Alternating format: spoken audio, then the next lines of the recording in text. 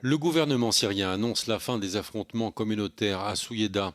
La minorité druze a repris le contrôle de cette ville dans le sud-ouest de la Syrie. Selon les derniers bilans, en une semaine, les violences ont fait plus de 1000 morts et près de 130 000 déplacés. Les habitants de Souyeda qui sont restés chez eux manquent de nourriture et sont privés d'eau et d'électricité.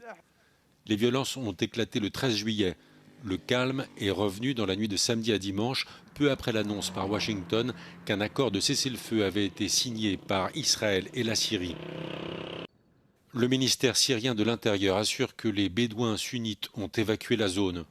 Le secrétaire d'État américain Marco Rubio exhorte Damas à demander des comptes et traduire en justice toute personne coupable d'atrocités, y compris dans ses propres rangs. Ces violences communautaires fragilisent l'autorité du président intérimaire Ahmad al-Shareh, qui est arrivé au pouvoir en décembre dernier après avoir renversé Bachar al-Assad.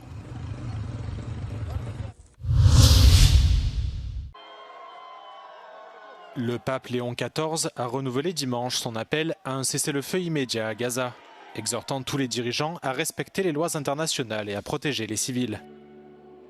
Ces propos interviennent après que l'armée israélienne a bombardé l'église catholique de la Sainte Famille à Gaza, où des centaines de Palestiniens avaient trouvé refuge. Les tirs ont fait au moins 3 morts et 10 blessés. Israël a dit regretter ces attaques, les qualifiant d'accidents, et affirme avoir lancé une enquête pour en déterminer les circonstances. Parallèlement, le ministère de la Santé de Gaza, contrôlé par le Hamas, affirme qu'au moins 73 Palestiniens ont été tués par des soldats israéliens, alors qu'ils tentaient d'atteindre les différents points de distribution d'aide dans l'enclave dimanche. L'armée israélienne reconnaît que ces soldats ont ouvert le feu sur un rassemblement de milliers de Palestiniens, qui selon elle représentait une menace. Elle a toutefois accusé le Hamas de gonfler les chiffres, soulignant que son enquête interne avait révélé un nombre de morts bien inférieur. Dans le même temps, Israël a émis de nouveaux ordres d'évacuation dans plusieurs zones du centre de la bande de Gaza, en annonçant qu'il s'apprêtait à attaquer le Hamas avec force.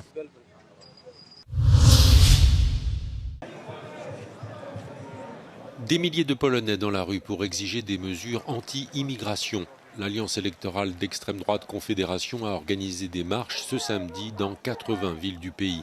Les manifestants réclament la fermeture des frontières avec la Lituanie, l'Ukraine, la Biélorussie et la Slovaquie.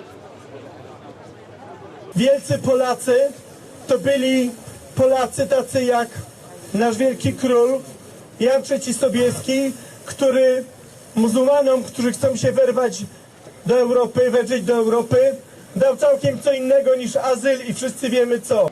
De l'autre côté du spectre politique, des contre-manifestations étaient organisées au même moment dans plusieurs villes de Pologne. Les slogans des banderoles défendaient notamment le droit d'asile et l'accueil des réfugiés. Powinniśmy być krajem Unii, który trzyma się podstawowych konwencji praw człowieka, które podpisało. La veille des manifestations, les ministres de l'Intérieur polonais, allemands et de 5 autres pays de l'Union européenne ont défini des objectifs pour renforcer les règles en matière de droit d'asile.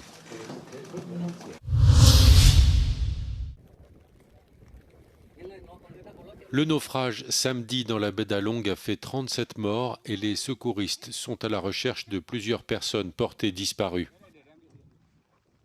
Une tempête soudaine et des vents violents semblent avoir fait chavirer le Wonder Sea. Les autorités indiquent qu'une enquête devra clarifier avec certitude les causes du naufrage. Au moment du drame, 48 personnes, dont plus d'une vingtaine d'enfants, étaient à bord du bateau. La baie d'Along est l'une des destinations les plus populaires du Vietnam. Des millions de touristes y passent chaque année.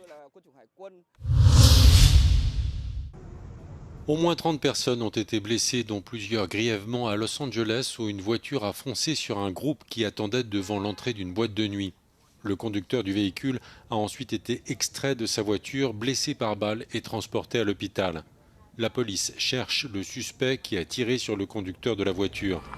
Les enquêteurs ne savent pas encore si le conducteur a intentionnellement ou non lancé sa voiture dans la foule. Le drame a eu lieu à East Hollywood, non loin du Sunset Boulevard et du Walk of Fame.